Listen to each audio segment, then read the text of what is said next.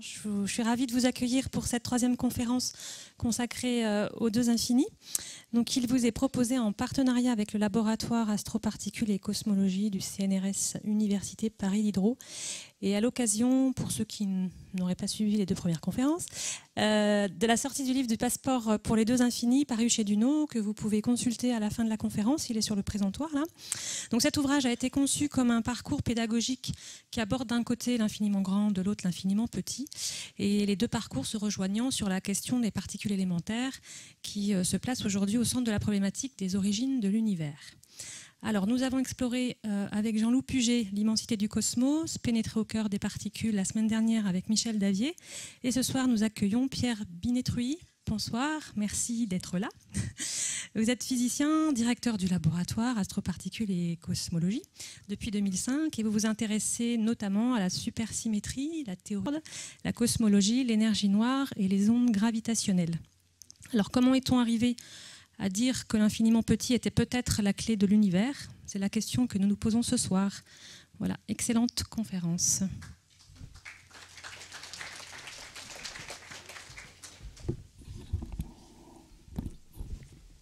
Je vais essayer de ne pas l'avaler.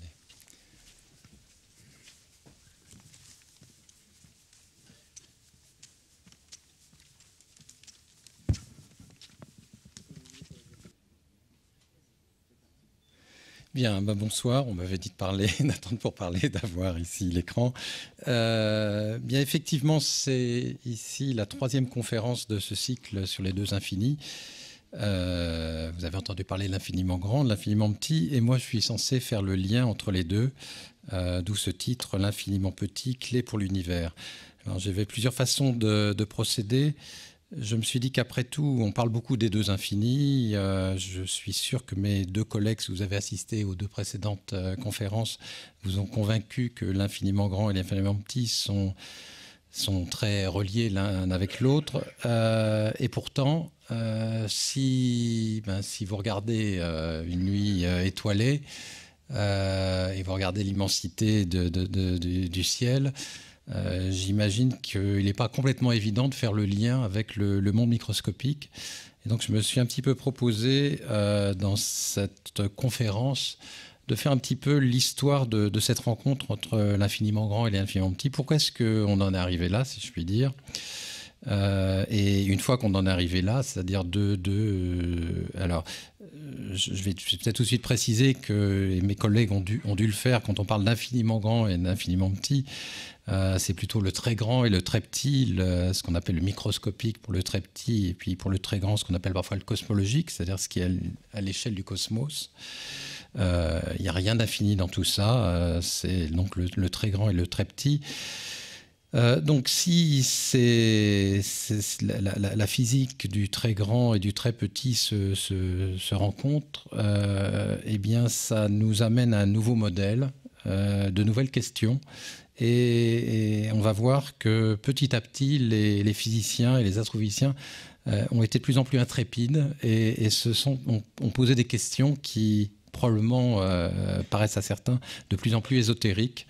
Et je vais essayer de vous raconter un petit peu comment on en est arrivé là et un petit peu. Et vous allez voir que c'est toute une série de progrès qu'on a fait donc, depuis les années 60. Donc commençons donc, je vais passer une bonne partie à vous raconter cette rencontre entre l'infiniment grand et l'infiniment petit, et c'est comme dans tous les bons films, c'est un couple qui se rencontre, qui se perd de vue, qui se rencontre de nouveau, qui se perd de vue, et ainsi de suite, et à la fin du film, ils se rencontrent définitivement. Donc l'affiche, c'est peut-être pas celle-là, mais c'est plutôt quelque chose comme ça. Donc ça sera à vous de me dire à la fin si le film est bon. Alors en prologue un petit peu, il y a eu la naissance de la cosmologie moderne. Je vais évidemment reprendre certains des aspects que mes deux collègues ont abordés. Et déjà, un petit peu un mariage du très petit et du très grand. L'expérience de Michelson-Morley en 1887 se faisait avec un interféromètre, avec des franges d'interférence qui ont permis à Michelson et Morley de montrer que la vitesse de la lumière était identique dans toutes les directions. Pour ça, ils ont mesuré des franges d'interférence à des précisions extrêmement grandes, d'une fraction en gros 10-10 mètres, donc 1 sur 10 avec 10 zéros, millième de mètre. Donc une sensibilité extrêmement grande déjà pour l'époque, en utilisant ce qu'il y avait de mieux en optique, et une expérience qui, vous le savez, a eu des conséquences extrêmement importantes, puisque c'est de là qu'Einstein, ça a été un petit peu le déclic, le déclencheur de la théorie de la relativité, le fait que la vitesse de la lumière est une constante, que nous ne vivons donc pas dans un éther, il n'y a pas superposition de notre vitesse par rapport à un éther, mais que c'est une constante fondamentale, a amené Einstein à reformuler les lois de la mécanique, et c'était la relativité restreinte, puis la relativité générale. Et voilà une médaille où vous avez les principales équations de la relativité restreinte et de la relativité générale, et j'ai encadré l'équation de la relativité générale. Et pour notre petite histoire, ce qui était remarquable de la part d'Einstein, c'est qu'il commençait à étudier d'abord la mécanique et la théorie de la gravitation. Et il a appliqué son équation, l'équation de la relativité générale que vous voyez ici encadrée, à tout l'univers. Et c'est un petit peu la naissance de la cosmologie moderne. Il a cherché, il s'est dit que l'univers dans son ensemble obéissait aussi à cette équation. Et donc c'est un petit peu la naissance de la cosmologie moderne. Alors à l'époque on savait très peu de choses et on pensait qu'il y avait notre galaxie et puis pas grand chose de plus. Donc notre galaxie c'est la Voie lactée et on sait que les étoiles de la Voie lactée ne s'éloignent pas de nous. Et donc l'univers tel que le concevaient les gens à l'époque d'Einstein, c'était un univers statique. Et donc il a essayé de décrire l'univers statique et il a été obligé de compléter ses équations par un terme qu'on appelle un terme de constante cosmologique qui n'apparaît pas sur la médaille que vous voyez au-dessus pour la bonne raison que, comme vous le savez certainement, quelques années plus tard, en 1919, Hubble a montré que eh bien, un certain nombre d'objets, alors pas les étoiles de notre Voie lactée, mais d'autres étoiles, d'autres galaxies s'éloignaient de nous. Vous avez donc c'est un transparent qu'a montré Jean-Loup Puget, le résultat de 1919 et maintenant le résultat, donc on voit la vitesse d'expansion de l'univers en fonction de la distance et on voit qu'effectivement ça suit une loi qui s'appelle la loi de Hubble.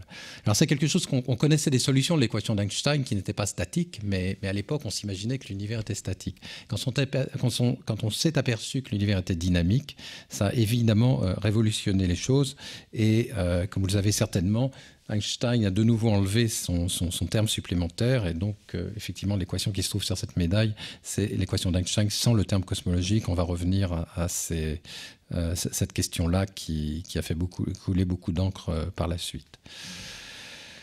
Alors, la vision de l'univers, c'est un petit peu... j'ai ici pris un dessin et c'est un petit peu avec une pensée pour nos collègues japonais qui vivent des moments difficiles.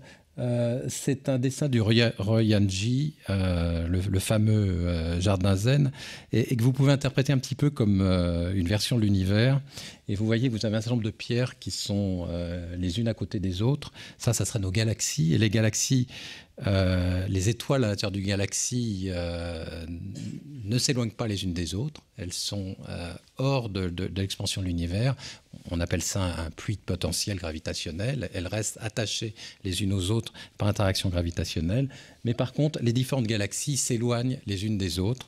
Et donc, c'est un petit peu la vision de l'univers qu'on doit avoir. C'est pour ça que nous sommes attachés à notre galaxie. Notre étoile, le Soleil, ne s'éloigne pas de notre galaxie. Par contre, l'ensemble des galaxies sont en expansion les unes par rapport aux autres. Alors, comme un univers en expansion se refroidit peu à peu et que sa densité diminue, eh bien, on en déduit donc que l'univers primordial, l'univers très précoce, était plus chaud et plus dense que notre univers. Et donc, on a la vision d'un univers primordial chaud et dense. Alors plus on remonte dans le temps, plus il est chaud, plus il est dense, et si on remonte à environ 15 milliards d'années, on atteint un régime où la température est tellement importante et la densité est tellement importante que nos équations ne s'appliquent plus, et c'est ce qu'on appelle en termes imagés le Big Bang, et on viendra aussi sur cette question de l'origine de l'univers. Donc voilà, un petit peu, ça c'est le prologue. Et maintenant, qu'est-ce qui s'est passé dans les années 60 à 2010 qui a fait que petit à petit on s'est convaincu que les lois de la physique des particules, les lois de la physique, ce qu'on appelle aussi la physique des hautes énergies, s'appliquaient à cet univers dans ses plus grandes dimensions. Dans les années 60, il y a eu la question de la nucléosynthèse primordiale. Alors, l'univers très primordial est formé d'une soupe de particules, en gros d'une soupe de protons, de neutrons et d'électrons. Et vous savez qu'un proton et un électron, ça fait un atome d'hydrogène.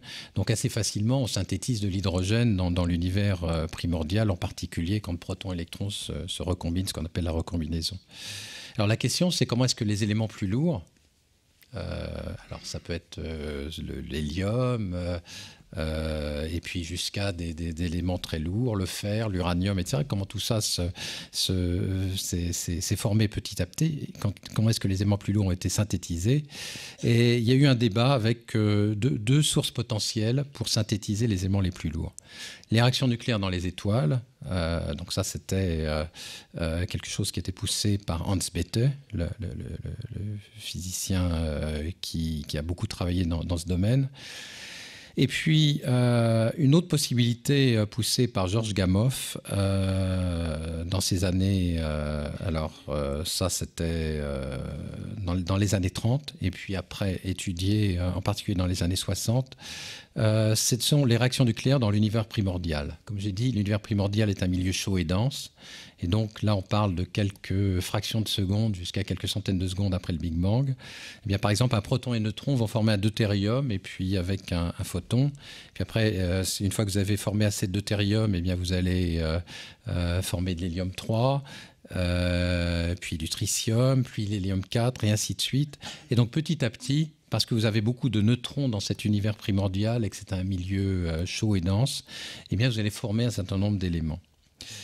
Donc vous voyez que la physique de l'infiniment petit commence à vous expliquer éventuellement, il fallait utiliser la physique de l'infiniment petit pour voir comment dans la soupe primordiale les différents éléments qui forment la table des éléments, la table de Mendeleïev, s'étaient construits petit à petit. Alors en fait les deux avaient raison. Bethe avait raison, les éléments les plus lourds se forment en fait dans les étoiles. Ils sont synthétisés dans les étoiles, et puis ces étoiles en fin de vie vont exploser. Par exemple, vous avez les explosions de supernova, et on pense que ces explosions de supernova qui vont disséminer ces éléments les plus lourds. On pense que par exemple le fer, un physicien bien connu parle souvent du fer, des chemins de fer, le fer, lui, a été synthétisé dans les étoiles et a été disséminé dans l'univers tout entier grâce à ces explosions de supernovae.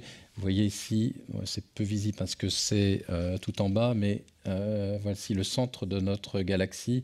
Et vous avez des genres de bulles, c'est un petit peu sombre. Et ces bulles sont en fait les restes d'explosions de supernova qui sont en train de disséminer ces éléments lourds.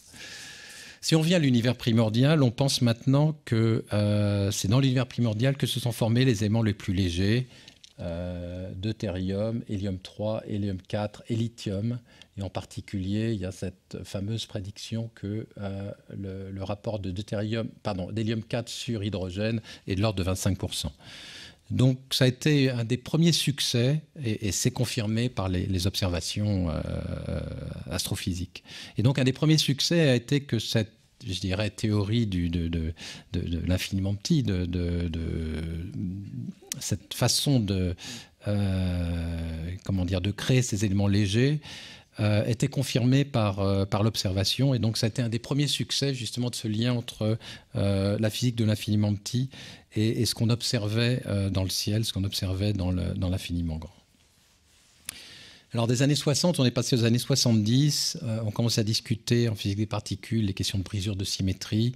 C'est là où le modèle standard a commencé à être conçu. Vous savez que la brisure de symétrie joue un rôle important au sein du modèle standard. Et dans les années 70, on a discuté des choses qui, au début, ont dû paraître un petit peu ésotériques, qui maintenant sont presque naturelles et qui vont être, vous allez voir, nous amener à des considérations dans les années 2000, etc., une fois qu'on a connu la théorie des cordes, qui sont un petit peu basées là-dessus. Entre autres, le physicien soviétique Yakov Zeldovich a joué un rôle important dans ceci. C'est les liens entre brisures de symétrie et des structures dans l'univers, des structures macroscopiques, disons même de taille cosmologique, c'est-à-dire la taille du cosmos, qui concentrent l'énergie. Alors, voici un diagramme, ce qu'on appelle un diagramme d'énergie potentielle, avec deux minima. Et généralement, on tombe toujours au minimum d'énergie potentielle. Vous voyez, dans ce cas très symétrique, vous avez une brisure de symétrie parce que vous pouvez tomber dans un minima, ce que j'appelle minimum moins ou le minimum plus. Alors vous pouvez vous imaginer que, par exemple, ici, vous avez un talus plein de neige et très glissant, et que vous avez envoyé un certain nombre de personnes marcher sur le talus, ici, au milieu. Vous savez ce qui va se passer si ça glisse beaucoup. Statistiquement, vous allez avoir la moitié qui vont glisser dans ce sens-là et qui vont tomber dans le fossé de droite, le fossé plus, et puis l'autre moitié qui va tomber dans le fossé de gauche. C'est un petit peu ce qui se passe dans l'univers. Si vous avez le choix dans l'univers avec deux minimums d'énergie, plus et moins, eh bien, il y a des parties de l'univers qui vont tomber dans le minimum plus et il y a des parties de l'univers qui vont tomber dans le minimum moins. Alors vous allez me dire pourquoi est-ce que tout l'univers ne tombe pas dans le même minimum? Eh bien, tout l'univers, si l'univers est infiniment grand, l'information que, par exemple, de ce côté-ci, on est tombé dans le minimum moins, vous savez que l'information ne peut se propager qu'à la vitesse de la lumière. Il y a certaines parties de l'univers qui ne vont pas être en relation directe, qui ne vont pas pouvoir envoyer l'information. Et donc, l'univers très loin dans cette direction-là va tomber éventuellement dans un autre minimum que l'univers très loin dans l'autre. Donc, vous allez avoir des régions de l'univers qui sont tombées dans la région, ici, ce minimum d'énergie moins, et puis d'autres qui sont tombées dans le minimum d'énergie plus. Et si je suppose que, par exemple, ces deux-là, l'information, ils sont situés tellement loin l'un de l'autre que l'information ne peut pas passer de l'un à l'autre. Alors, qu'est-ce qui se passe quand je vais du moins au plus? Il faut que je remonte dans le fossé et puis que je redescende. Il faut que je consomme de l'énergie. Et donc ici, ça veut dire que quand vous passez de la région où c'est plus à la région où c'est moins, vous allez rencontrer une région de l'univers où il y a de l'énergie qu'on concentrait, qui est simplement l'énergie nécessaire pour passer de ce minimum-ci à ce minimum-là. Et c'est ce qu'on a appelé à cette époque-là un mur de domaine. C'est-à-dire qu'ici, vous avez le domaine moins, vous avez le domaine plus, et entre les deux, vous avez ce qu'on appelle un mur de domaine. Et quand on regarde les brisures de symétrie dans des systèmes de matière condensée, on observe ça, par exemple, dans le ferromagnétisme. Vous avez des orientations dans le ferromagnétisme, des orientations des spins dans un sens, des spins dans l'autre. Et entre les deux, vous avez une région où l'énergie est concentrée. Alors, ce que Zeldovich et certains de ses collaborateurs ont proposé, c'est de dire il y a probablement, s'il y a cet effet qu'il y a des brisures de symétrie, vous allez avoir des murs de domaine dans l'univers, donc en gros des genres de grandes concentrations d'énergie à deux dimensions, donc comme des murs, qui vont comme ça délimiter certaines parties de l'univers. Et on est dans les années 74 avec deux autres physiciens comme Zarev et Okun. Zeldovich a montré qu'en fait ces murs de domaine ce sont des concentrations d'énergie qui entraînent des distorsions qui sont importantes dans le fond cosmologique et qui ne sont pas observées dans le fond cosmologique. Donc il a indiqué, ils en ont conclu que la physique de l'univers primordial doit empêcher la formation de tels murs de domaine. Alors ces murs de domaine sont des exemples parmi d'autres de ce qu'on appelle maintenant les défauts topologiques. Et il y a un autre exemple qui apparaît. Je vous ai parlé ici d'une structure un petit peu en feuillet. Mais il y a aussi des structures, des concentrations d'énergie sur des lignes. Et c'est ce qu'on appelle des cordes cosmiques qui apparaissent aussi dans le cadre de la brisure spontanée de symétrie. Donc c'est des choses qui pourraient apparaître dans le cadre du modèle standard. Et ces cordes cosmiques sont d'autres éléments aussi, donc des objets macroscopiques et de taille qui pourraient traverser tout l'univers, donc de taille cosmologique. C'est entre autres Tom Kibble, le physicien britannique, qui a expliqué comment ces cordes cosmiques pourraient se former. Et là aussi, donc, vous voyez cette fois-ci, lié à la physique microscopique, la possibilité d'avoir des objets immenses, d'une certaine façon, qui sont des concentrations d'énergie, soit ces murs de domaine, soit ces cordes cosmiques. Alors, dans le cas des murs de domaine, il semblait qu'il était difficile qu'ils existent vraiment, mais il fallait expliquer pourquoi dans l'évolution de l'univers, ces murs de domaine avaient disparu. Alors on passe aux années 80 et à la théorie de la grande unification dont vous a certainement parlé Michel Davier, donc l'unification des forces électromagnétiques faibles et fortes. Le modèle standard faisant l'unification des deux premières, ce qu'on appelle l'unification électrofaible, et à une échelle d'énergie plus élevée, unification entre les trois forces fondamentales non gravitationnelles. C'est ce qu'on appelle la grande unification, et associé à ça le fait que, dans le cas de ces théories-là, le proton lui-même se désintègre. Alors, ces théories-là ont donné lieu, dans les années 80, à vraiment une accélération du lien entre la physique des hautes énergies et la cosmologie. Et je me rappelle avoir fait ma thèse dans ces années-là au CERN. Il y avait une grande excitation à l'époque, justement, autour de ces théories-là, parce que d'un seul coup, on s'est aperçu qu'elles donnaient lieu à des concepts qui permettaient d'espérer expliquer un certain nombre de grandes questions dans l'univers. Alors, une grande question, c'est la symétrie entre matière et antimatière. On savait depuis Sakharov, le grand physicien qui avait énoncé ces règles en 1967, que si vous voulez... alors, on sait que dans l'univers, en tout cas l'univers observable, on voit de la matière, on voit extrêmement peu d'antimatière. Et on aurait voulu expliquer ça. Alors Sakharov avait expliqué qu'il peut y avoir une dissymétrie qui se crée entre matière et antimatière, et qui, au fur et à mesure de l'évolution de l'univers, va faire que l'un des deux l'emporte, avec 4 conditions. Un processus qui détruise de la matière, une violation de la symétrie entre matière et antimatière, ça, la force faible était responsable de ça, donc on savait déjà qu'on avait cet ingrédient-là. Une violation de la symétrie de renversement du temps, et ça avait été observé par Fitch et Cronin, donc on avait aussi ça, et on espérait, et on l'explique dans le cadre du modèle standard, et puis une absence d'équilibre thermique. Alors, en ayant une théorie qui désintégrait le proton, c'était donc une théorie qui avait un processus qui détruisait de la matière, donc la grande unification, d'un seul coup, respectait, enfin, disons, donnait le premier ingrédient. Quant au quatrième, une absence d'équilibre thermique, un univers en expansion, entre autres l'univers très précoce, est un univers évidemment où il n'y a pas d'équilibre thermique, ou en tout cas dans certains cas, à cause de l'expansion. Alors ça dépend de la vitesse de l'expansion évidemment, mais dans certains cas l'équilibre thermique peut être rompu. Et donc d'étudier les théories de grande unification dans le cadre d'un univers primordial fournissait l'ensemble de ces ingrédients, et donc il y a eu une grande excitation pour essayer d'expliquer la symétrie matière-antimatière dans ces années 80. Bon, de nos jours, le scénario est un petit peu différent. On s'oriente vers les désintégrations de neutrinos lourds, mais le grand schéma reste un petit peu le même.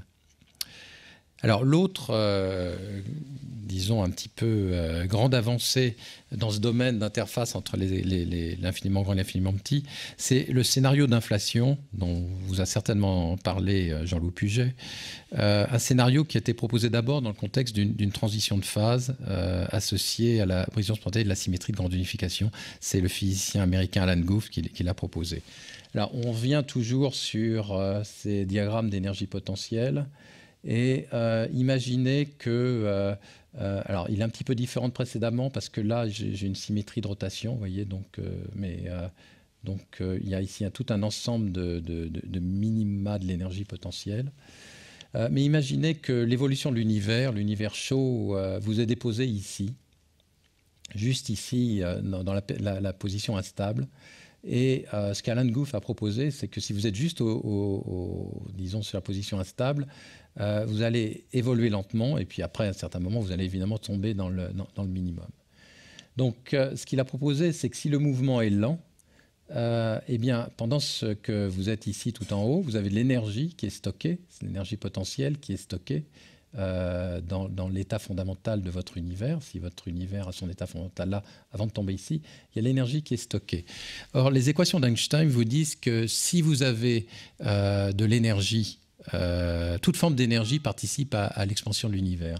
Et donc, c'est une forme d'énergie importante qui est stockée, et les échelles associées à la grande unification étaient des échelles très élevées, de l'ordre de 816 GeV, donc ça faisait une très grande énergie qui pouvait être stockée le temps que vous glissiez ici. Eh bien, vous avez une expansion de l'univers très rapide, en fait une expansion de l'univers exponentielle. Alors, voici le diagramme que vous a montré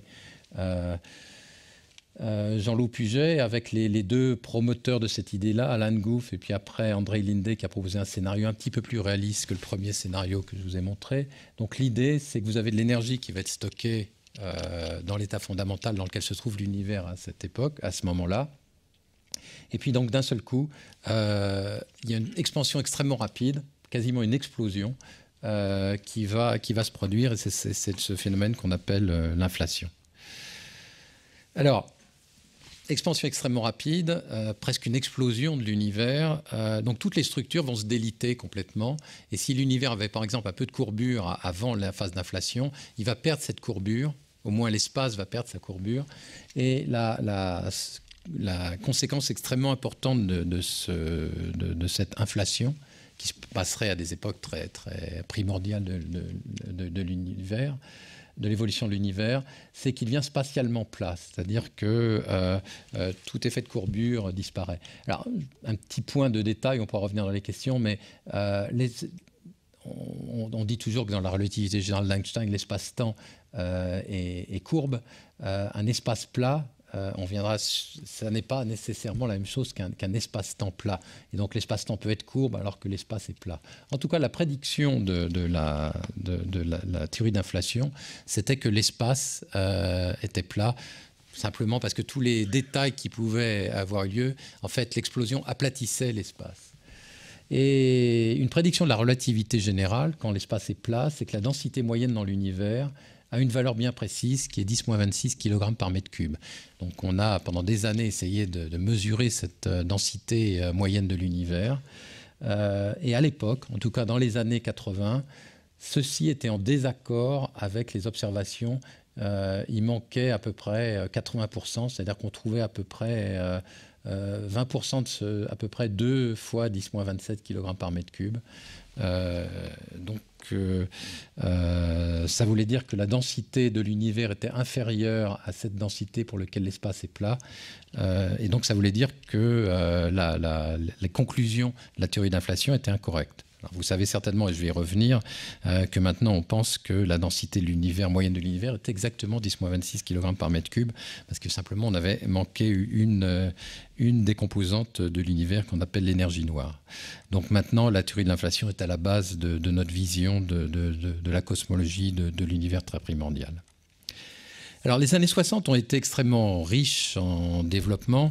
La physique des particules se développait et donc la physique des particules en particulier a donné un petit peu à proposer des candidats pour la matière noire ou la matière sombre. Vous savez que la matière sombre est nécessaire tant au niveau des galaxies, des amas de galaxies, que de l'univers tout entier.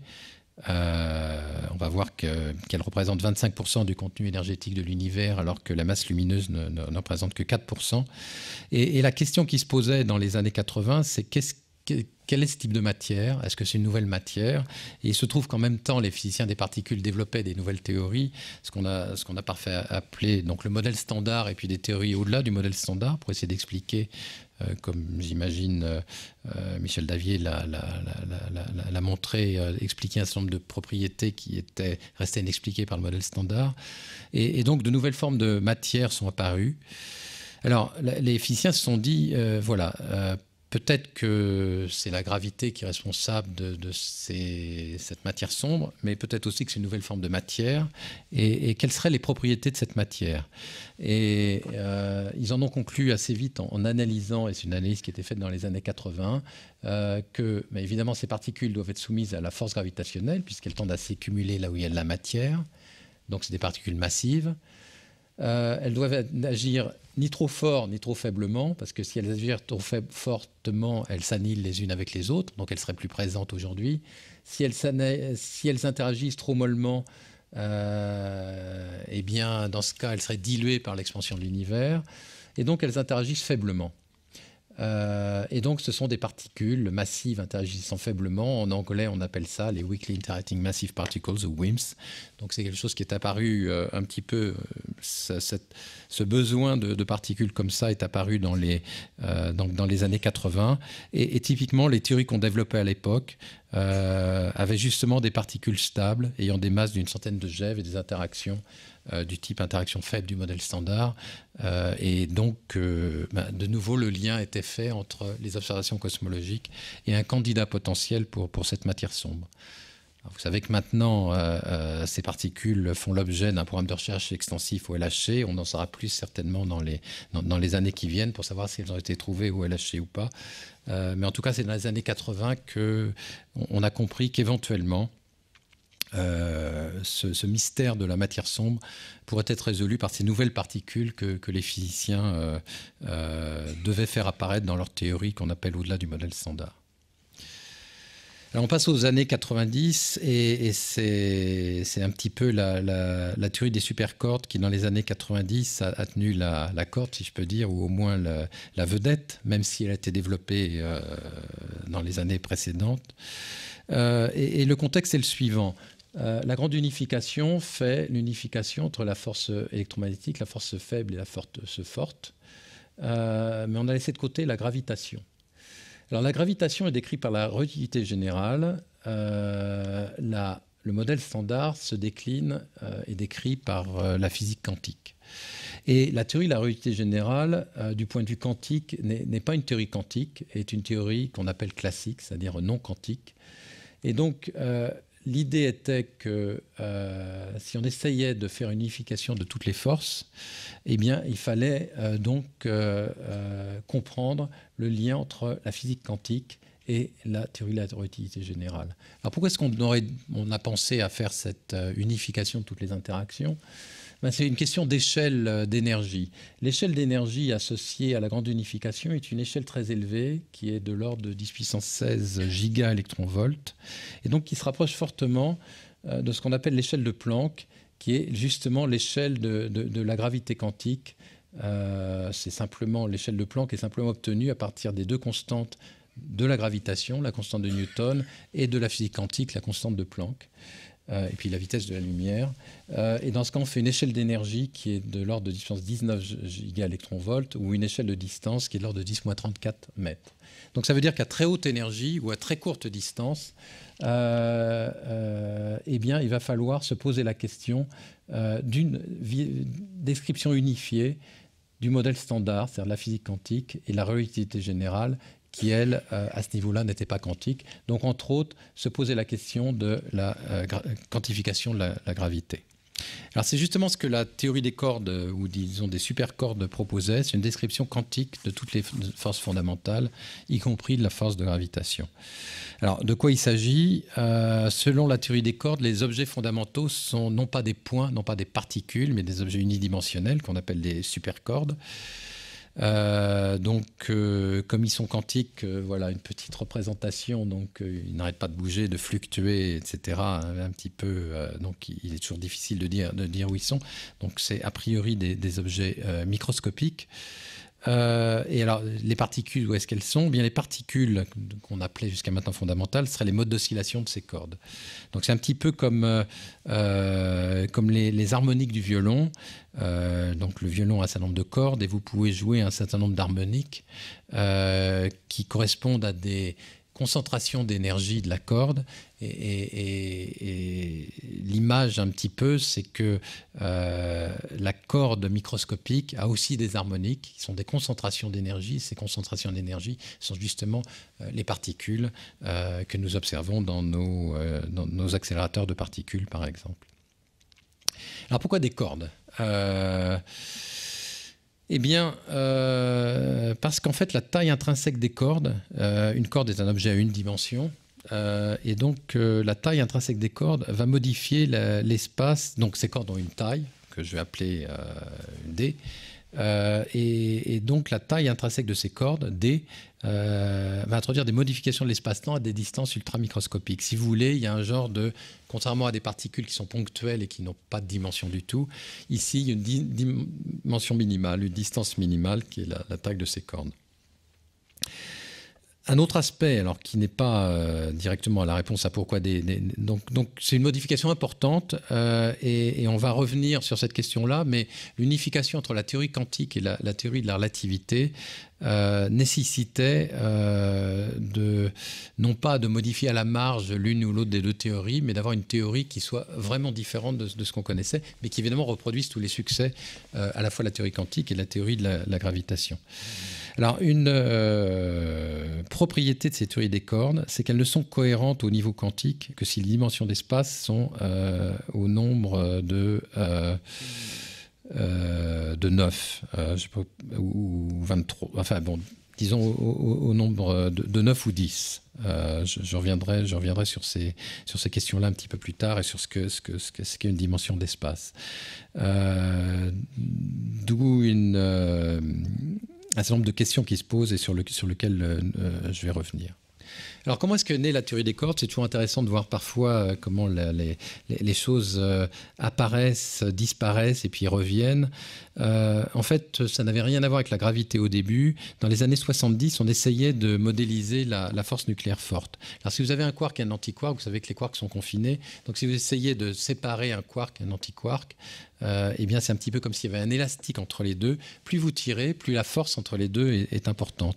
Et en fait, plus vous tirez, ce que j'ai essayé de représenter ici, plus l'élastique va se tendre entre les deux, mais il y a comme une corde qui retient les deux. Et les gens ont essayé, les physiciens ont essayé dans les années 70 de modéliser cette force par justement une corde qui retiendrait, une corde élastique qui retiendrait dont l'effet se ferait d'autant plus sentir que vous essayez de séparer le quark et l'antiquark. Alors, donc, ils ont surtout étudié les cordes ouvertes et ils se sont aperçus qu'à partir du moment où on introduisait des cordes ouvertes, eh bien, ces cordes pouvaient faire des nœuds et puis ces nœuds des boucles pouvaient se séparer et donc ils étaient obligés d'introduire aussi des cordes fermées. Et puis je vous ai dit que les particules sont des modes d'oscillation de ces cordes, les modes harmoniques, et on s'est aperçu que dans les cordes fermées, il y avait un mode d'oscillation qui avait des propriétés très particulières qui l'assimilaient au graviton, qui est la particule responsable de la gravitation. C'est en fait son spin, c'est une particule de spin 2, je ne vais peut-être pas rentrer dans les détails, mais en tout cas pour ceux qui connaissent la notion de spin, le graviton est justement une particule de spin 2. Et donc à ce moment-là, il y a eu un changement complet de perspective et les gens se sont dit, ah bah tiens, après tout, on était parti pour modéliser la force nucléaire forte, mais peut-être qu'on a ici, puisqu'on a une théorie avec une particule qui pourrait être interprétée comme le graviton, peut-être qu'on a une théorie de la gravitation. Et donc dès 1978, il y a eu une réinterprétation complète et la théorie des cordes est devenue une théorie de la gravitation. Et puis en 2000, il y a eu une nouvelle évolution. On s'est mis à parler de théorie des cordes et des brânes. Et la raison est un petit peu la suivante. Alors, je vais d'abord vous expliquer ce que c'est que les brânes. Les gens ont étudié de nouveau ces cordes ouvertes. Alors voilà une qui est petite et puis une autre qui est très grande, dont l'extrémité est ailleurs, hors du transparent. Et ils se sont aperçus qu'il y avait un objet dynamique qui joue un rôle. C'est l'endroit où sont attachés disons, les extrémités des cordes ouvertes apparaissaient comme, en fait, au début, on imaginait que les cordes ouvertes pouvaient se balader un peu partout. On s'est aperçu qu'en fait, pour que la théorie soit cohérente, les cordes ouvertes étaient en fait attachées à un objet, genre de membrane, un objet dynamique, sur lequel s'attachaient donc ces extrémités des cordes ouvertes. Donc c'est un objet qu'on a appelé alors... comme le nombre de dimensions d'espace est un petit peu différent de notre nom usuel, on a appelé ça non pas une membrane, mais une brane. Et donc, c'est pour ça qu'à partir de ce moment-là, on a parlé d'une théorie des cordes et des brânes. Avec le fait suivant, c'est que si vous vous rappelez un petit peu l'origine donc, de la théorie des cordes, les extrémités des cordes ouvertes jouent un rôle important pour ce qui concerne la description de la matière. C'est un petit peu, tout à l'heure je dis des extrémités, c'était des quarks. Et donc on s'est aperçu qu'éventuellement la matière pouvait être collée sur ces objets dynamiques, ces membranes dynamiques, ces branes. Par contre, les cordes fermées, elles, dont les oscillations fournissent entre autres le graviton, elles n'étaient pas attachées, évidemment, puisqu'elles n'ont pas d'extrémité, n'étaient pas attachées à ces branes, et donc pouvaient circuler un petit peu partout hors de ces branes. Et donc, ça a donné une vision qu'on a ensuite appliquée à l'univers, dont on va voir qu'il y a une vision un petit peu différente de celle d'un univers habituel tel qu'on peut l'imaginer. Et puis on s'est posé une question dès les années 2000 qui a ensuite eu pas mal de succès. C'est entre autres un des aspects sur lesquels moi j'ai travaillé. On s'est dit, pour l'instant je vous ai parlé des cordes et des branes, ce sont des objets microscopiques, mais peut-être que certains de ces objets microscopiques peuvent atteindre des tailles cosmologiques, la taille de l'univers, c'est-à-dire être observables dans l'univers. Et donc c'est une question qui s'est posée. Évidemment, les cordes sont principalement microscopiques, mais peut-être que quelques-unes, dans l'univers primordial, ont atteint des tailles extrêmement importantes pour ressembler aux cordes cosmiques dont j'ai parlé tout à l'heure, ou peut-être que certaines de ces branes ont aussi acquis des tailles très importantes pour ressembler un petit peu aux murs de domaine dont je vous ai parlé tout à l'heure, qui avaient été discutés donc par les physiciens russes. Donc c'est une question que les gens se sont posées donc à l'issue un petit peu de tous ces développements autour de la théorie des cordes et des branes. Alors dans les années 2000, et on arrive à la fin de notre histoire, en tout cas de la rencontre entre l'infiniment grand et l'infiniment petit, il y a eu la question de l'énergie noire ou l'énergie sombre. Vous savez que l'étude des explosions dans les années 98-99, l'étude des explosions supernovae nous a aidé à identifier une nouvelle composante de l'univers.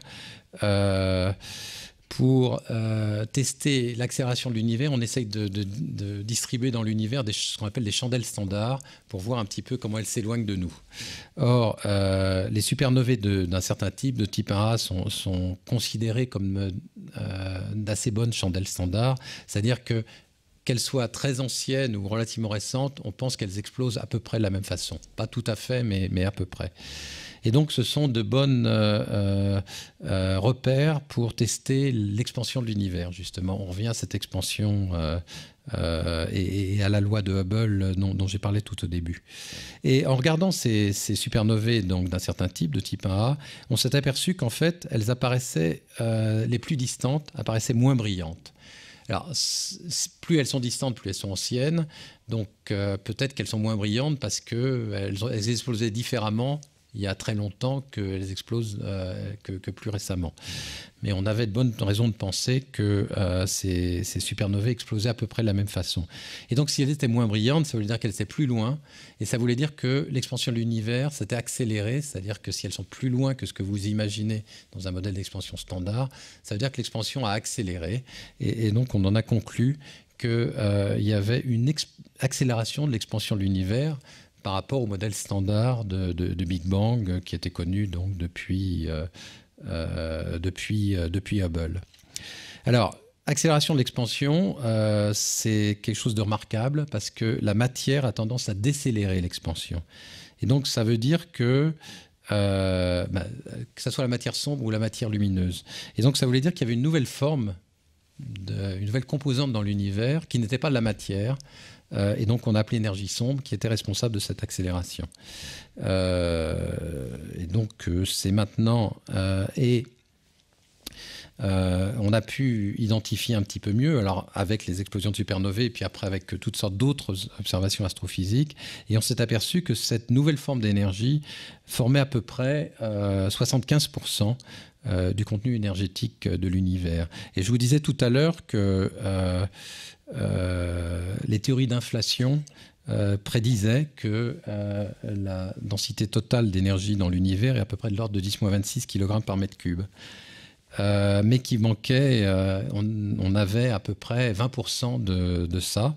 Et maintenant, si vous avez 75% qui arrivent d'un seul coup et qui sont cette nouvelle forme d'énergie, eh bien maintenant, on considère, et les observations confirment, qu'en fait la densité totale d'énergie, c'est 10-26 kg par mètre cube. Bon, toujours des incertitudes de mesure près, mais en gros, c'est relativement précisément ça.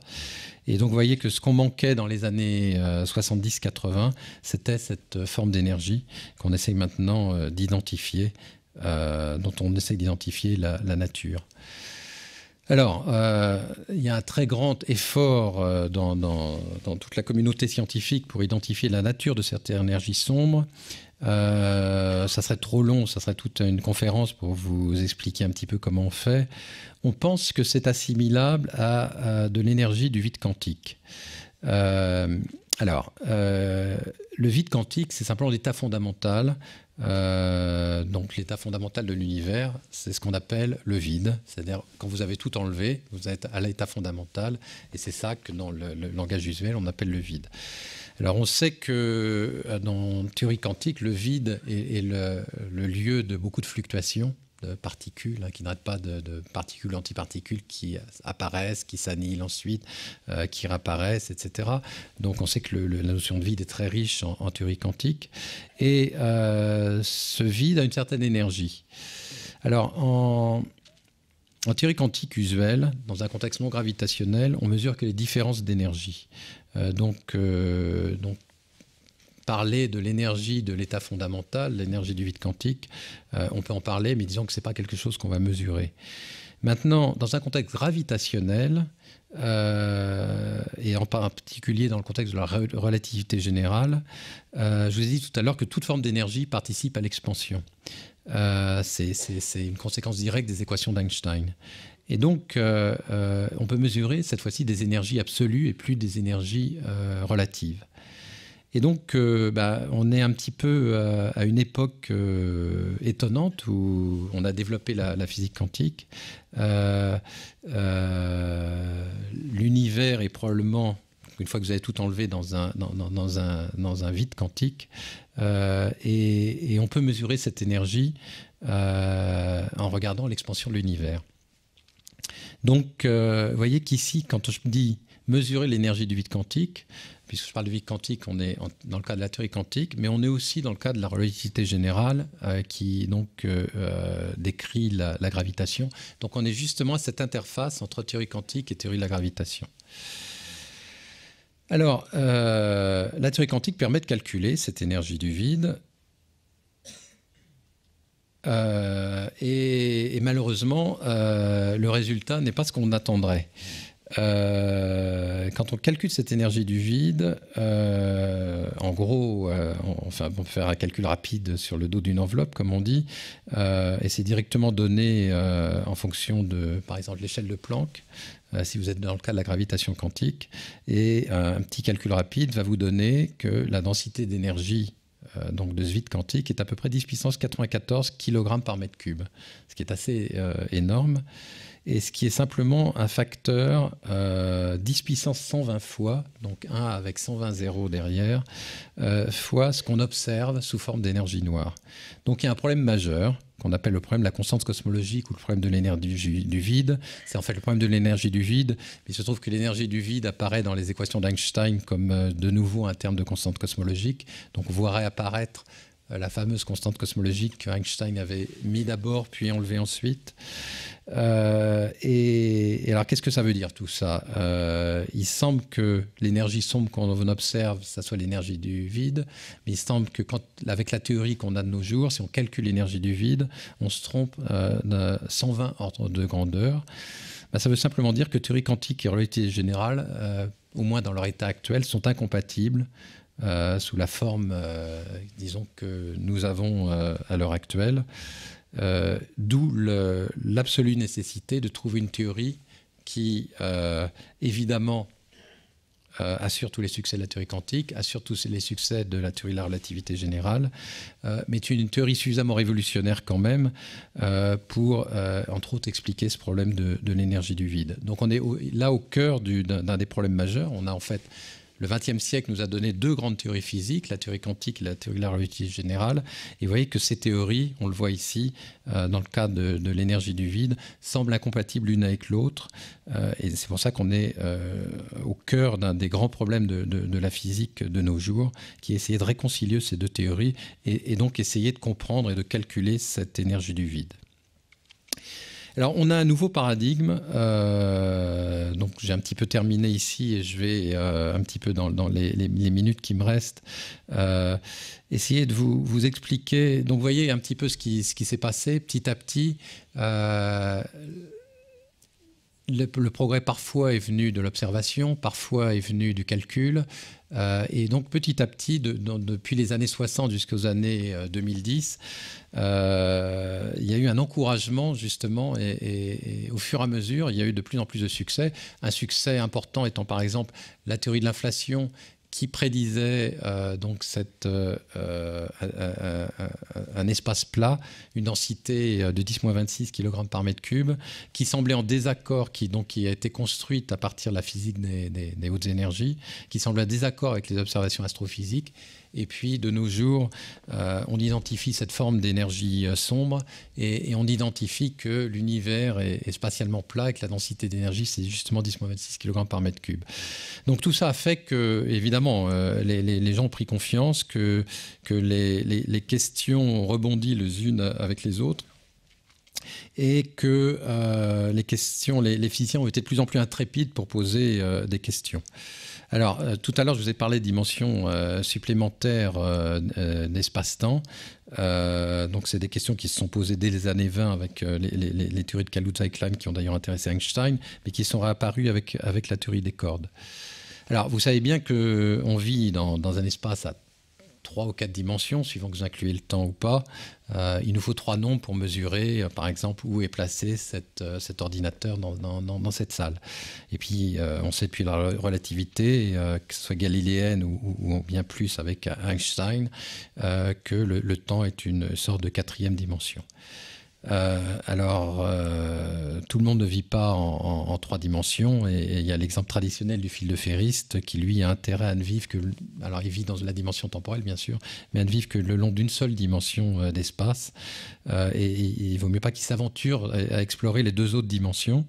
Par contre, donc c'est l'exemple classique que je reprends souvent, la fourmi qui est sur le câble, elle va explorer les 2 dimensions du fil sans péril. Et donc vous voyez qu'on peut imaginer que le fil soit maintenant microscopique, on peut imaginer des dimensions qui seraient disons inconnues de nos sens, mais qui pourraient être tout à fait physiques. Et explorées par des moyens microscopiques. Alors comment est-ce qu'on représente ces dimensions supplémentaires ? Les physiciens ont peu d'imagination, donc il y a des dimensions infinies, comme par exemple les 3 dimensions dont on pense qu'elles sont probablement infinies, là, enfin pas dans cette pièce, mais dans l'univers. Donc on représente ça par une droite infinie ou un segment très très grand. Et puis on va représenter des dimensions de taille finie, comme par exemple la taille du câble par une dimension comme ceci. Et donc, on peut représenter l'univers un petit peu comme une boîte avec, ici, ça serait un univers avec une dimension infinie, dans ce sens-là, et puis 2 dimensions de taille finie. Alors, vous voyez que ça ouvre des possibilités. Finalement, sommes-nous sûrs qu'il n'y a pas des dimensions microscopiques qui existent ? On a exploré les dimensions de taille importante, de taille très grande, de taille éventuellement infinie, mais est-ce qu'il y a des dimensions de taille microscopique ? Donc c'est une question. Alors dans le cas de la théorie des cordes, il y a une question qui s'est posée à la physique de l'infiniment grand. C'est un petit peu... Dans l'histoire de l'univers, comment s'est fait cette discrimination entre les dimensions microscopiques et les dimensions très grandes de l'univers, donc dans cet univers très primordial ? Parce qu'imaginez que vous ayez 9 dimensions spatiales eh bien, il y en a peut-être 6 qui ont évolué pour devenir microscopiques, et puis il y en a 3 qui sont devenues très grandes et infinies, et c'est celles dont nos sens nous disent qu'on observe dans cette pièce ou dans l'univers. Et donc, c'est peut-être une question cosmologique, c'est-à-dire une question d'évolution de l'univers qui ont fait que certaines dimensions ont vu leur taille réduire depuis l'univers très primordial jusqu'à maintenant. Elles sont devenues microscopiques de nos jours et donc quasiment inobservables. Et puis d'autres dimensions sont devenues très grandes ou même infinies, et c'est les dimensions qu'on observe de nos jours.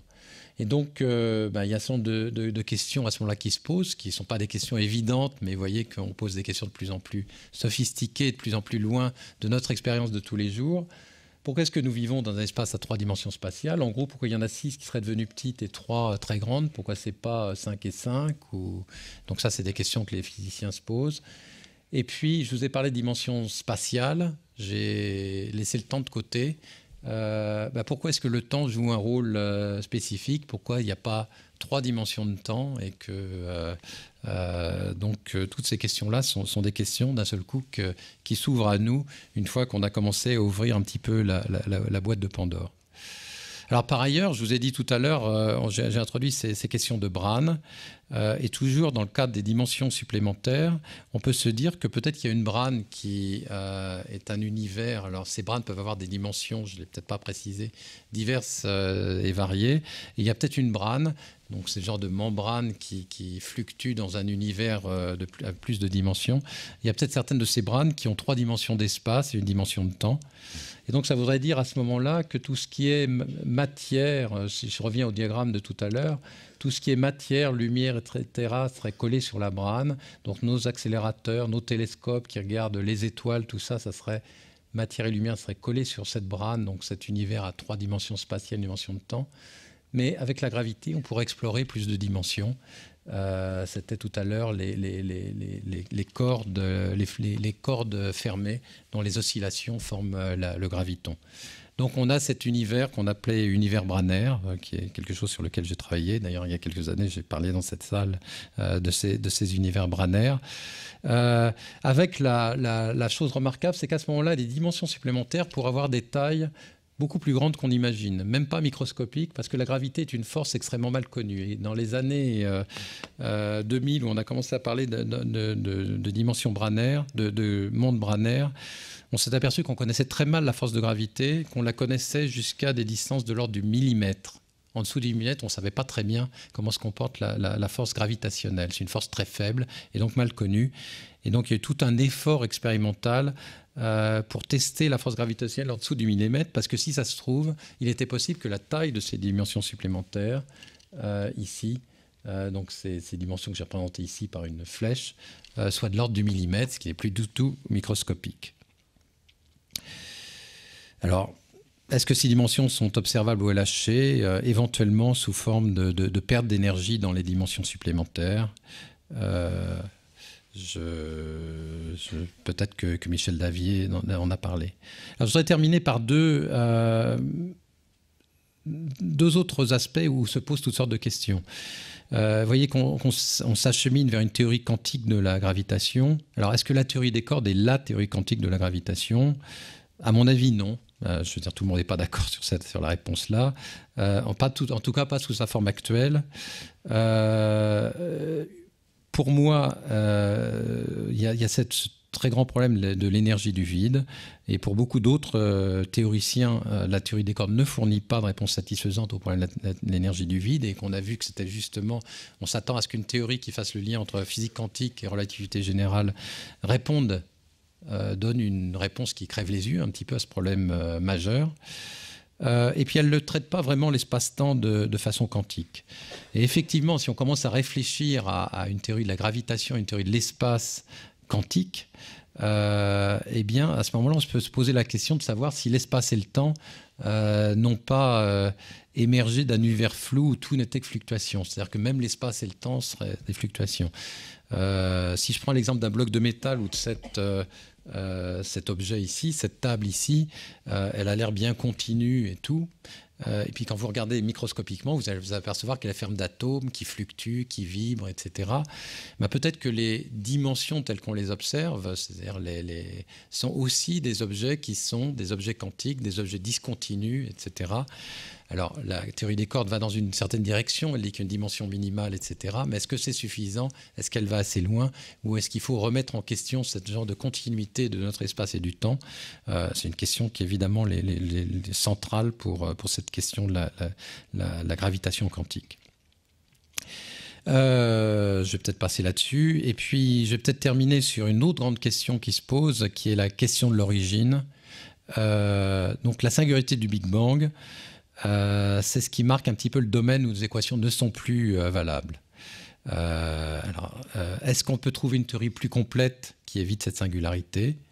C'est une question qu'évidemment les gens se posent. C'est une question qui est probablement reliée à celui de la structure quantique de l'espace et du temps, ce que je viens d'évoquer. Et puis, est-ce qu'on peut parler d'un avant-Big Bang? C'est aussi une question qu'on se pose beaucoup. Alors, je voudrais souligner qu'on fait souvent une erreur en s'imaginant que la notion de temps et d'espace disparaît au moment du Big Bang. En fait, au sens strict, c'est la notion d'espace qui disparaît au moment du Big Bang. Celle de temps pourrait être continue. Et je vais vous donner un tout petit exemple sous forme d'une suite d'images qui vont vous expliquer un petit peu, au moins vous donne un petit modèle de ce que pourrait être le Big Bang et pour vous montrer qu'il y a éventuellement un avant Big Bang et un après Big Bang.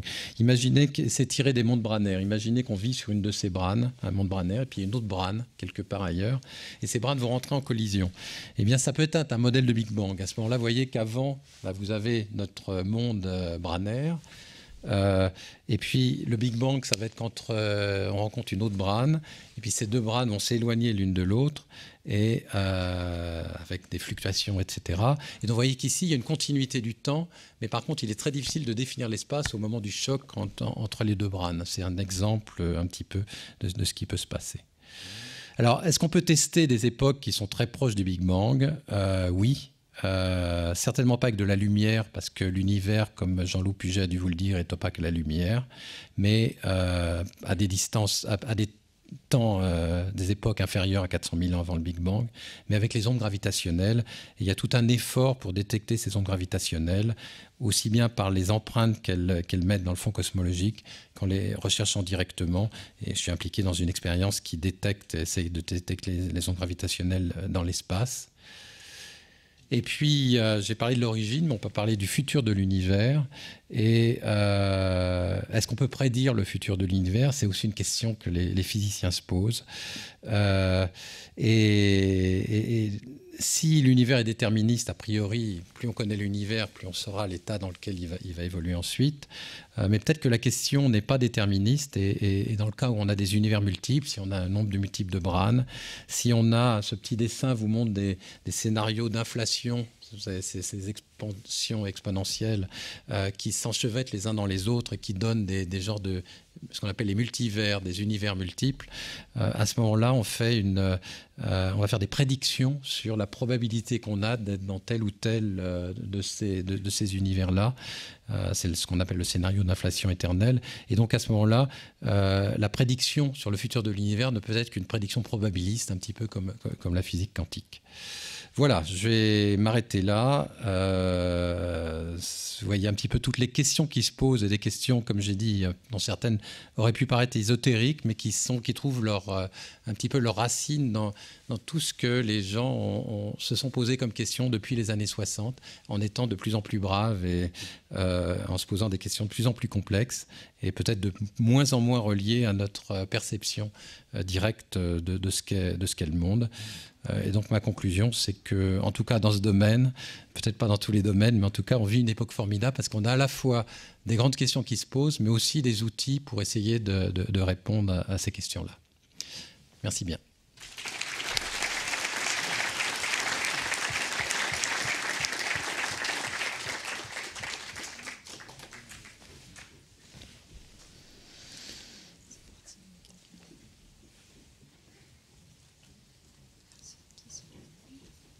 Alors, je ne sais pas si c'est moi qui demande directement s'il y a des questions. Voilà. Oui, non, c'est bon. Mais voilà. J'arrive. Je vais vous passer un micro.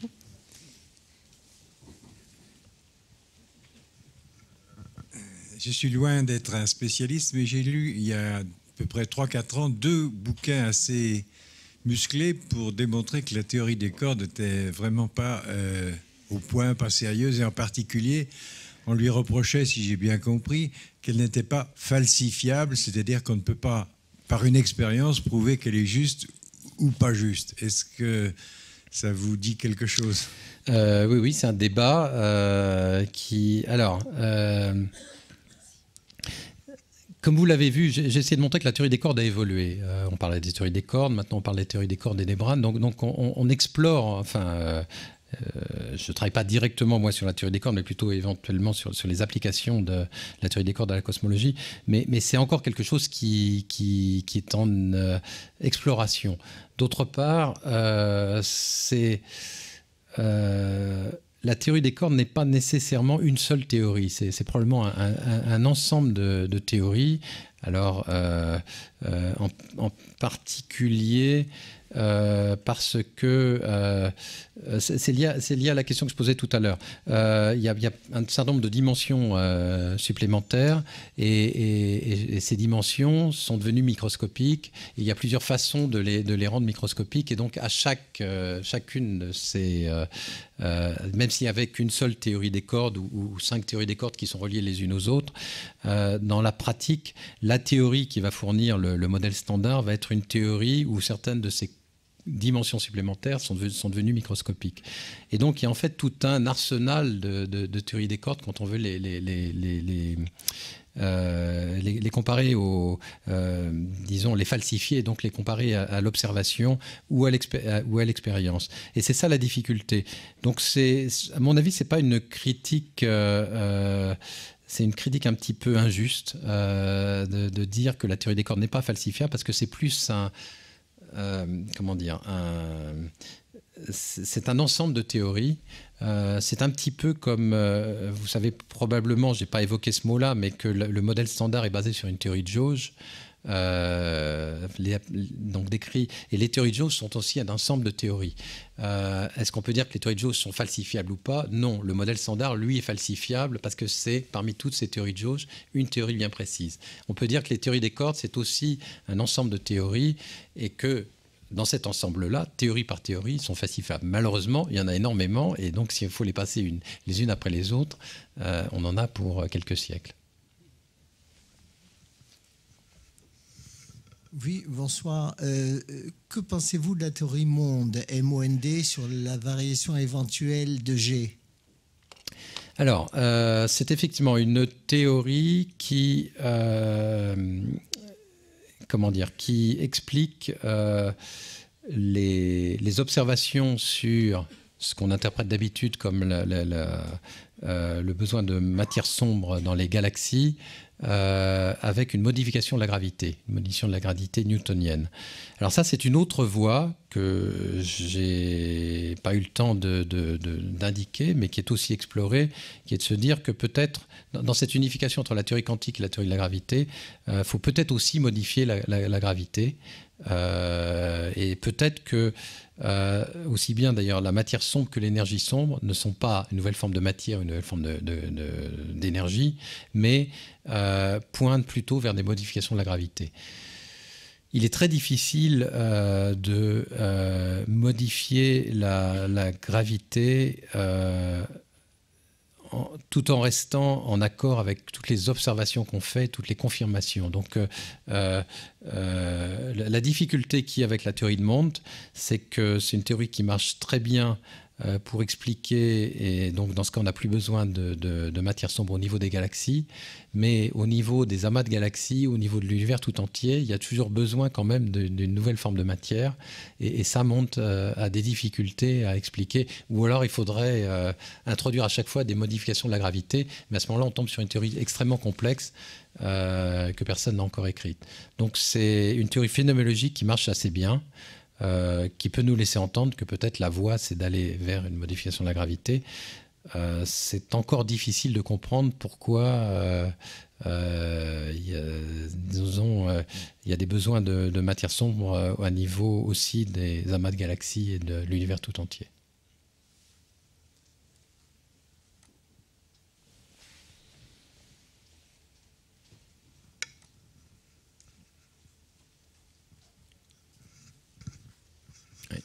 j'aurais 3 questions à vous poser.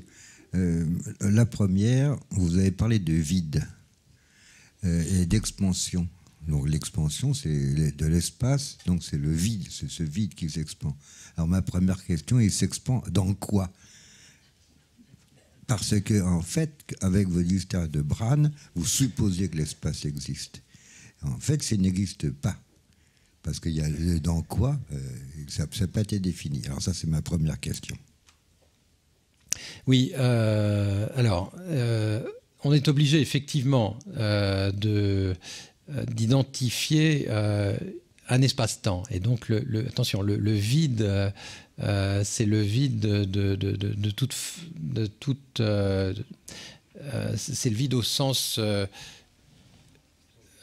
usuel, dans le sens où on a fait le vide, c'est-à-dire qu'on a enlevé toute la matière. Mais évidemment, on n'a pas fait le vide de l'espace-temps lui-même, qui est la structure. Traditionnellement, c'est un mot qui... ce que je préfère plutôt que le vide, c'est l'état fondamental. Donc, dans cette formulation-là, ce que j'appelle le vide, je crois que je l'ai dit rapidement à un certain moment, c'est vous enlevez tout, mais évidemment pas le carcan dans lequel vous êtes, qui est l'espace-temps, mais vous enlevez toute la matière, etc. Et à ce moment-là, vous tombez dans l'état fondamental de l'univers. Et c'est ça que traditionnellement on appelle le vide en mécanique quantique, donc on utilise ce mot de vide quantique. Alors, maintenant, comme je l'ai dit, dans les questions qui sont soulevées, effectivement, et la théorie des cordes fait la même chose, elle a quand même une ossature qui est un espace-temps de départ. Et c'est là où, effectivement, la question se pose, si cet espace-temps est lui-même quantique, la question est effectivement comment tout ça apparaît. Et donc, c'est au niveau supérieur à ce moment-là que la question se pose. Alors, ma deuxième question, c'est la relation entre les cordes, les quarks et, on ne peut pas dire la matière, enfin le contenu d'un trou noir. Alors, les cordes et les quarks, donc les quarks sont des particules élémentaires et donc ce sont des oscillations de cordes, encore une fois, hein, je reprends l'exemple d'une corde de violon et des harmoniques. Les harmoniques correspondent à des... vous entendez les harmoniques du violon parce que vous avez des sons qui sont en fait comment dire, je peux considérer que les sons qui sont des oscillations de l'air sont en fait des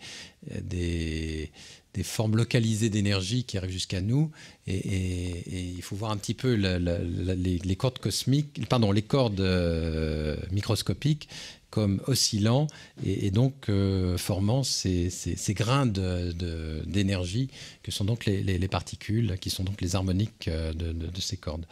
Donc les quarks sont aussi de tels modes harmoniques des cordes fondamentales.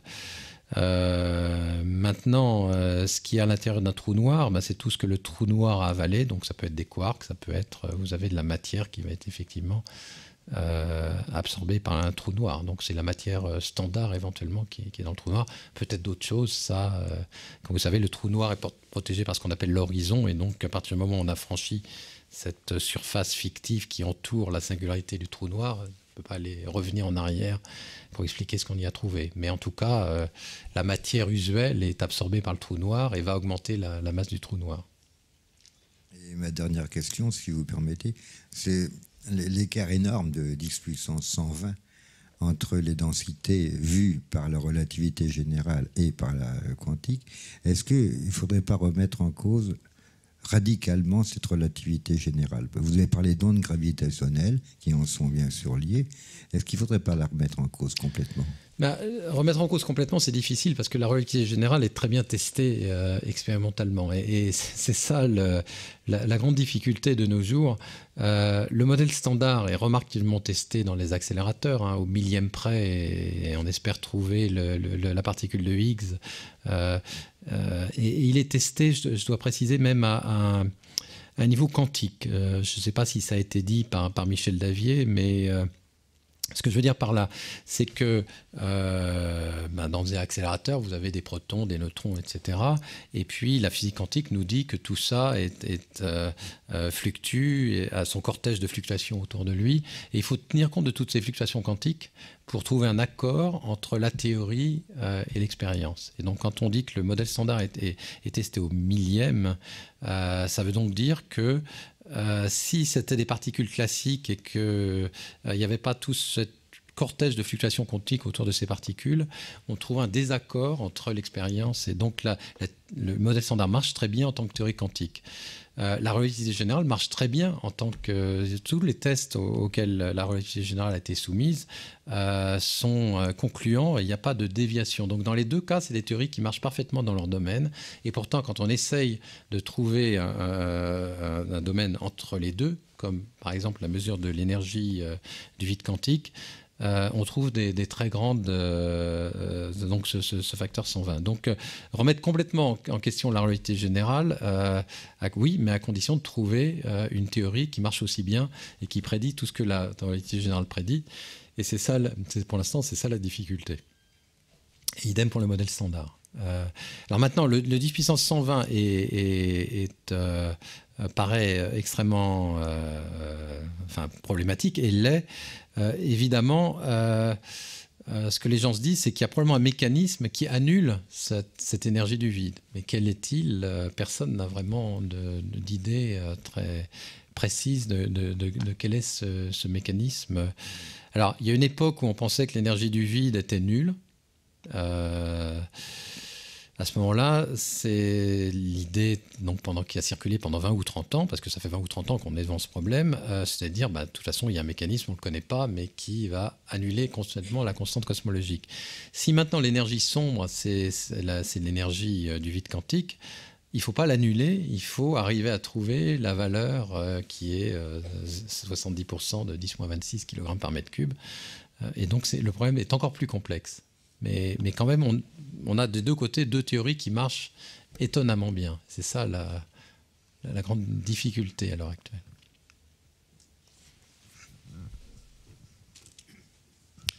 Oui, bonsoir. Moi, j'ai une question concernant les dimensions dans la théorie des cordes, parce que c'est vrai qu'à notre niveau, j'ai du mal à concevoir tout ça. Maintenant, moi aussi. Oh, d'accord, ça me rassure. Comment ils sont arrivés à chiffrer à 9-10 dimensions, pas plus, pas moins? Comment les définir, comment les détecter, blablabla.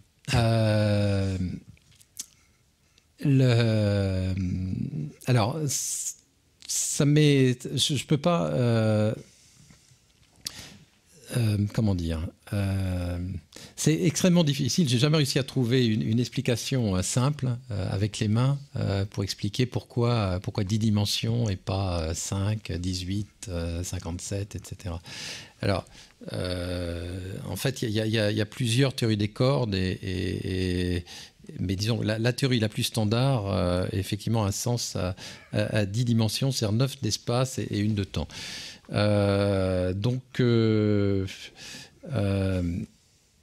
Disons, la théorie des cordes est une théorie quantique et ça m'est difficile donc d'expliquer autrement que on décrit la théorie et on s'aperçoit qu'on arrive à l'écrire de façon cohérente au niveau quantique, en incluant les fluctuations quantiques, que si il y a un nombre très précis de dimensions d'espace. Et j'ai un peu de mal à expliquer pourquoi c'est 9 dimensions d'espace. Par contre, alors comment est-ce qu'on peut les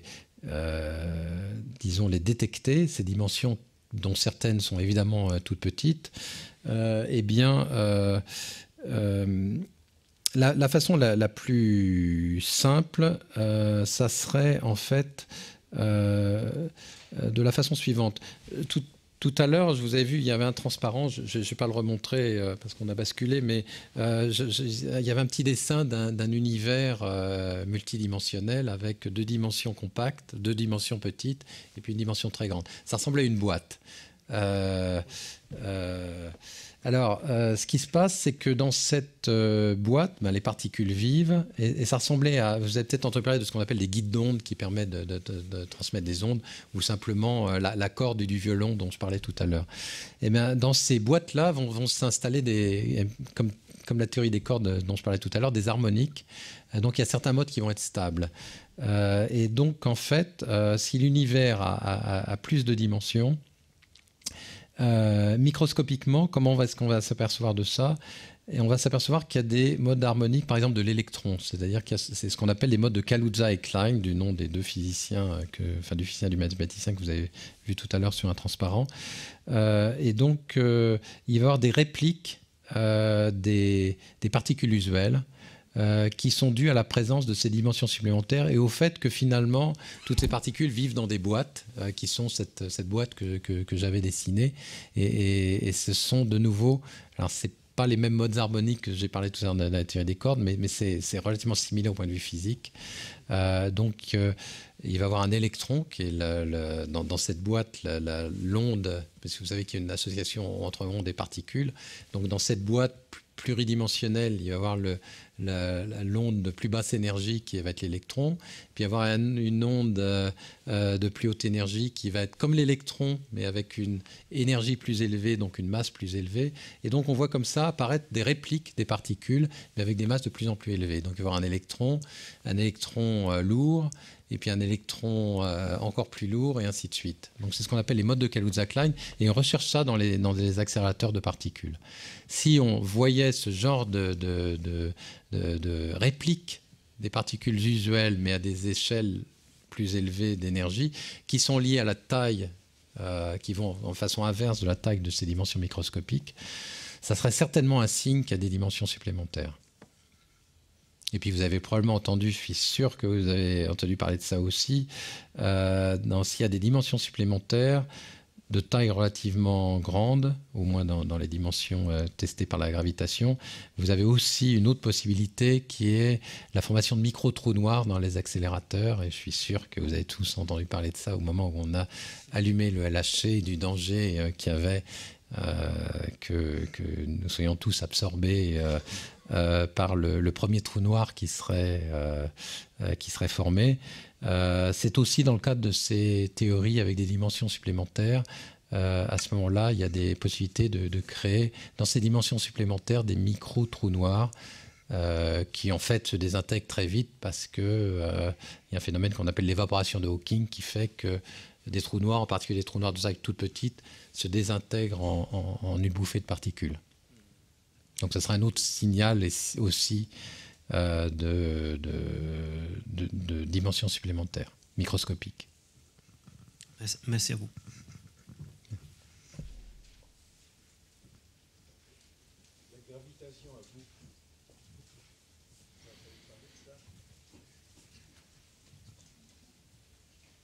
Oui, la gravitation à boucle, c'est effectivement une façon de quantifier la gravité qui s'intéresse. Alors, il y a plusieurs façons de quantifier la gravité.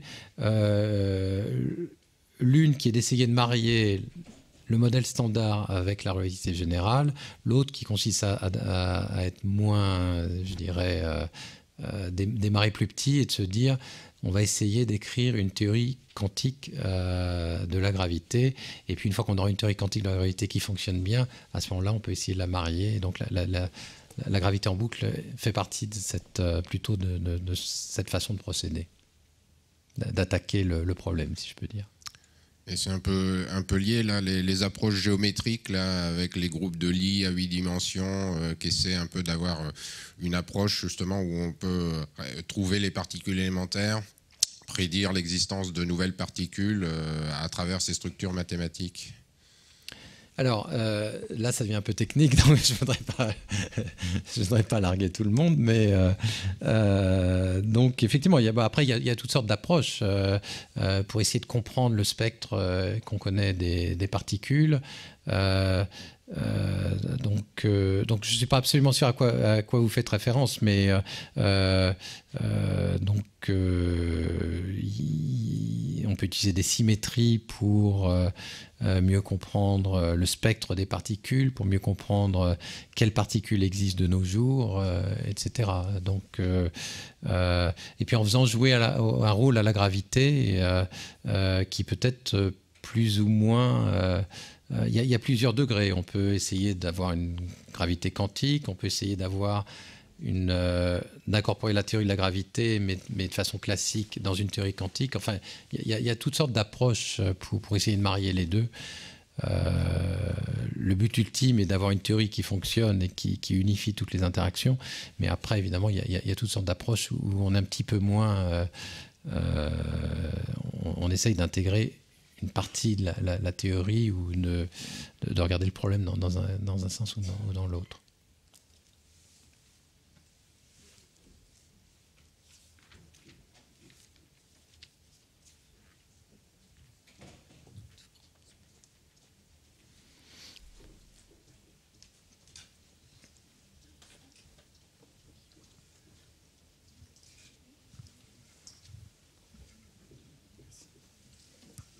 Bonsoir. Moi, ma question, elle concerne le temps.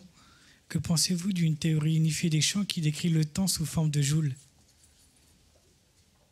Sous forme de... En joule. L'énergie, le temps, on le décrit avec une seule unité de mesure qui est le joule. Je ne connais pas cette théorie, donc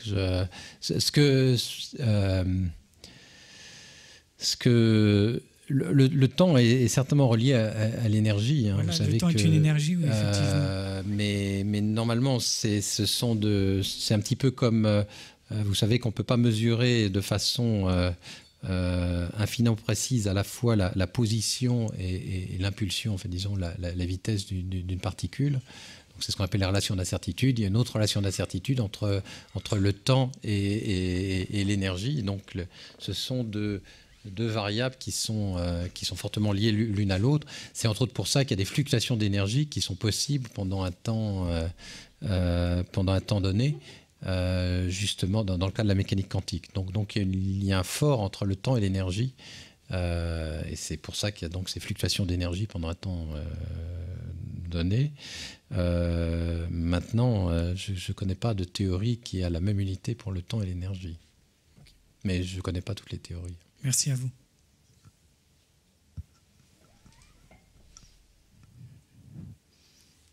Je crois qu'on va vous remercier. Merci beaucoup. Merci à vous.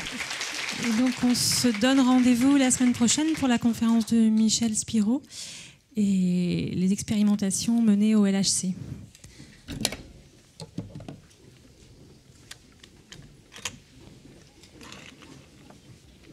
Conférencier doit